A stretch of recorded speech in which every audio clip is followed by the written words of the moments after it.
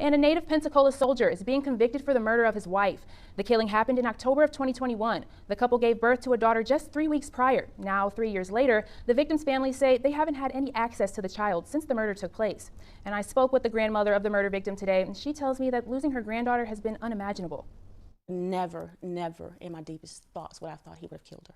It's a murder that resulted in more than one loss. 26-year-old Cameron Lawson killed his wife in October of 2021. The Pensacola native was found guilty on Monday in Geary County, Kansas. Here is where he and an accomplice killed 22-year-old Enfinnitiy Hayes. He took her back to Kansas, and 3 days later she was murdered. LaTanya Baldwin is the grandmother of Enfinnitiy Hayes. She just returned from the 8-day trial in Kansas where she learned more about her granddaughter's death.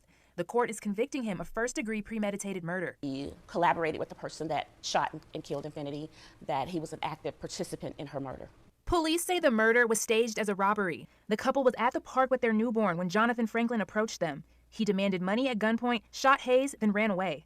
Originally, his report stated that it was a robbery. He didn't know who did it, that they just walked up to the car and said, you know, give me your money, give me your money. He heard 2 shots, and Enfinnitiy fell to the ground. Franklin was arrested in August of 2022 as the shooter. But now Baldwin is facing more than just the loss of her granddaughter. Hayes gave birth to her and Lawson's child just 3 weeks before she was murdered. It's now been 3 years. Baldwin says her great-granddaughter has been with Lawson's family since the murder took place. We have not seen her since she was 1 month old.